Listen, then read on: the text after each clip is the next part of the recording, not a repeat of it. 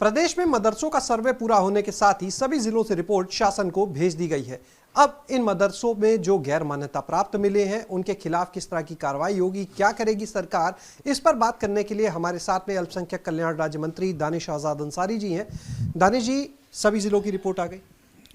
जी, उत्तर प्रदेश के जो मदरसा सर्वे का काम पूरा हो रहा था वो आज आखिरी तारीख थी और लगभग सभी जनपद के रिपोर्ट आ चुके हैं और सार्थक मन से योगी सरकार द्वारा कराए गए सर्वे में प्रदेश के सभी जनपद के हर जगह से पूरा इसका सहयोग मिला सबका, और सबने पूरे सहयोग के साथ, विश्वास के साथ इस मदरसे के सर्वे में साथ दिया। और सबकी आज यही सोच है कि हमारे जो कौम के बच्चे हैं, जो नौजवान छात्र हैं, वो अच्छी शिक्षा की तरफ आगे बढ़े, इसमें सबकी सहभागिता रहे और हमारे कौम तरक्की की तरफ तेज़ी से आगे बढ़े।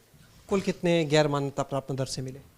देखिए, अभी आज रिपोर्ट का आखिरी दिन था, लगभग 8000 के आसपास की संख्या है और सही जानकारी अभी रिपोर्ट आने के बाद हम इस पर समीक्षा बैठक करके फिर आप सबको बताएंगे हम लोग। और निश्चित तौर पे योगी सरकार के द्वारा सार्थक मन से किए गए सर्वे में आगे हम मदरसा शिक्षा के व्यवस्थाओं को और बेहतर बनाने के लिए, हमारे जो नौजवान छात्र पढ़ते हैं उनको बेहतर से बेहतर सुविधाएं देने के लिए, और भविष्य में सरकार कोई योजना, कोई पॉलिसी बनाती है तो ज़्यादा इफेक्टिव वे में ग्राउंड लेवल पे इन पॉलिसीज़ को, इन योजनाओं को धरातल पर उतारने के लिए, इन तमाम चीज़ों के दृष्टिकोण से ये सर्वे बहुत सार्थक सिद्ध होगा। और इस सर्वे के माध्यम से हम अपने कौम के नौजवानों को शिक्षा की तरफ और अच्छे से आगे ले जा पाएंगे।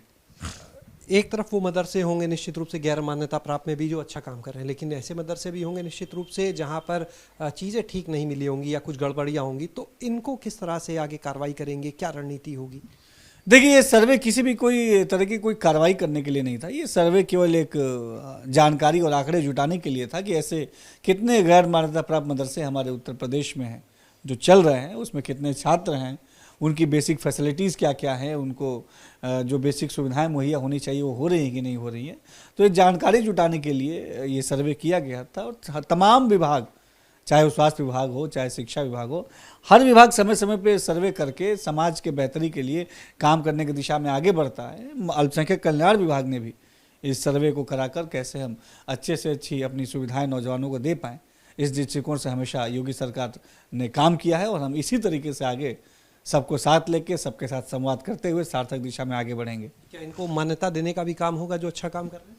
देखिए, अभी सर्वे रिपोर्ट आने के बाद हम लोग शासन स्तर पर इसकी बैठक करेंगे और हमारा कोई भी कदम वो मदरसों के बेहतरी के लिए, उनकी उन्नति के लिए, उनकी तरक्की के लिए होगा।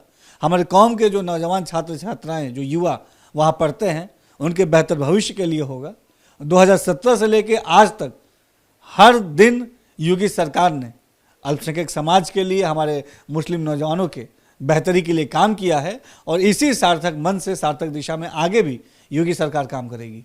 अगर बात करें बहराइच की, तो वहाँ पर बड़ी संख्या में गैर मान्यता प्राप्त मदरसे मिले हैं, खासतौर से इंडो नेपाल बॉर्डर जो है वहाँ पर भी ऐसे मदरसे मिले, सिक्योरिटी के भी इश्यूज तमाम होते हैं, तो इसको लेकर किस तरह से चीज़ों को देखें? देखिए, अभी सर्वे रिपोर्ट आ जाए प्रॉपरली, उसके बारे में हम उसकी समीक्षा बैठक करेंगे, फिर किसी नतीजे पर आगे बढ़ेंगे और हम सब मिलके अपने मदरसा की व्यवस्थाओं को अच्छा बनाएं, वहाँ हम ज़्यादा से ज़्यादा अच्छी सुविधाएं दे पाए। इसी नियत से हमारी योगी सरकार काम कर रही है और आगे भी इसी तरीके से हम काम करेंगे। ये जो आप लोग की समीक्षा होगी, ये सिर्फ मदरसों की बेहतरी के लिए तक सीमित होगी या फिर जो देश की सुरक्षा की बात होती है उन सभी पहलुओं को जहन में रखते हुए आगे रणनीति तैयार होगी? देखिए, मदरसा शिक्षा का काम वहाँ की जो है शिक्षा की व्यवस्थाओं को देखना है। अल्पसंख्यक कल्याण विभाग इसी क्रम में काम करता है। हमने लगातार, आप देखिए 2017 के बाद से आज तक हमने लगातार हर वो प्रयास किया है जिससे हमारे अल्पसंख्यक समाज के लोगों को अच्छे से अच्छी व्यवस्थाएं मिले, व्यवस्थाओं को दुरुस्त करना और अच्छी और नई जो है योजनाएं लाना, इसी दिशा में योगी सरकार हमेशा काम कर रही है। और सबका साथ, सबका विकास, ये जो हमारा नारा था, योगी सरकार ने ईमानदारी से इस नारे को पूरा किया है। मदरसे हटकर एक बात कर लेते हैं दानिश जी, आज 3 जगह जहां उपचुनाव है वहां पर प्रत्याशी घोषित कर दिए गए हैं, लेकिन मैनपुरी और रामपुर बहुत गढ़ कहे जाते हैं सपा के। तो मैनपुरी में टक्कर सीधे डिम्पल यादव से भाजपा प्रत्याशी की, दूसरी तरफ रामपुर तो अभी हालांकि सपा का प्रत्याशी आना है, किस तरह देखते हैं?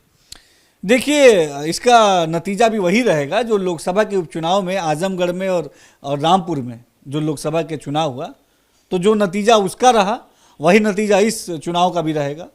वहाँ भी समाजवादी पार्टी को जनता ने नकारते हुए भारतीय जनता पार्टी को जिताकर अपनी सेवा करने का अवसर दिया। चाहे मैनपुरी का चुनाव हो, चाहे अभी रामपुर का जो चुनाव हो, इन दोनों जगह भी भारतीय जनता पार्टी का प्रत्याशी जीतकर मैनपुरी को और रामपुर को विकास के मुख्य धारा से जोड़ के तरक्की की तरफ आगे बढ़ाने का काम करेगा। और जिस तरीके से समाजवादी पार्टी जिन जिन जगहों को अपना गढ़ मानती थी, आज जनता ने ही उनके किले को ध्वस्त कर दिया है और भारतीय जनता पार्टी के प्रत्याशी पर भरोसा करते हुए वहां से जिताकर भेजने का काम ये आम जनता ने किया है। आज भारतीय जनता पार्टी के साथ, योगी जी के साथ आम जनता है और इसी जनता के विश्वास के बल पे, इसी जनता के शक्ति पर हम ये चुनाव भी लड़ेंगे और जनता का आशीर्वाद से इस चुनाव में भी भारतीय जनता पार्टी ऐतिहासिक जीत हासिल करेगी। मैनपुरी से खुद डिम्पल यादव मैदान में है।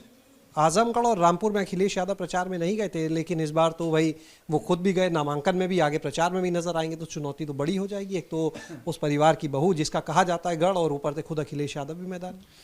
देखिए, आम जनता ने समाजवादी पार्टी को ये स्पष्ट संदेश दे दिया है कि उनका समाजवादी पार्टी पे कोई विश्वास नहीं है।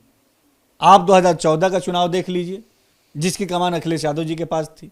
2017 का चुनाव देख लीजिए, जिसमें अखिलेश यादव जी उसकी कमान संभाले थे। 2019 का चुनाव या 2022 का चुनाव, हर चुनाव में जब अखिलेश यादव जी ने कमान संभाली है, उस चुनाव में वो हारे हैं। जनता ने उनको स्वीकार नहीं किया है, उन्हें सत्ता से बाहर का रास्ता दिखाया है। वही हाल इस मैनपुरी और रामपुर के भी चुनाव में होगा। आने वाले दिनों में जनता देखिएगा किस तरीके से समाजवादी पार्टी को हराकर वहां भारतीय जनता पार्टी के प्रत्याशी को जिताकर विकास की गाड़ी को आगे बढ़ाने का काम करेगी। रामपुर में अल्पसंख्यक मतदाता बहुत ज्यादा है, और रामपुर में क्या लगता है जो आपका प्रत्याशी यानी भाजपा का प्रत्याशी है, अल्पसंख्यक उसका साथ देंगे वहां पर? आप 3 दिन पहले जो हमारा अल्पसंख्यक पासमानदा सम्मेलन हुआ, उसकी अगर आप तस्वीर देखेंगे तो आपको जवाब खुद ब खुद मिल जाएगा। जिस तरीके से हमारे एक आह्वान पे हजारों हजार की संख्या में मुस्लिम समाज के लोगों ने रामपुर के उस सम्मेलन में एक इकट्ठा होकर ये स्पष्ट संकेत दे दिया कि आज का रामपुर ये तरक्की पसंद रामपुर है। और जिस तरीके से वहाँ पे आजम खान जी ने रामपुर को विकास से कोसों दूर रखा था, रामपुर की जनता इस चुनाव में उनको जवाब देगी और भारतीय जनता पार्टी के प्रत्याशी को जिताकर भेजेगी। तो ये थे हमारे साथ में दानिश आजाद अंसारी, जिनका मदरसे की सर्वे रिपोर्ट को लेकर साफ तौर पर कहना है कि रिपोर्ट आ चुकी है, उसकी समीक्षा होगी। ये सर्वे मदरसों की बेहतरी के लिए था और इस समीक्षा के बाद फैसला होगा कि आगे क्या किया जाना है। वहीं बात करें अगर उपचुनाव की, तो मैनपुरी हो, रामपुर हो या खतौली, इन तीनों ही सीटों पर उनका दावा है कि चाहे अखिलेश यादव खुद प्रचार के लिए उतर जाए, चाहे वो किसी को भी उम्मीदवार बना दे, लेकिन कमल ही खिलेगा। कैमरा सहयोगी राजू के साथ शैलेश अरोरा, एबीपी गंगा, लखनऊ।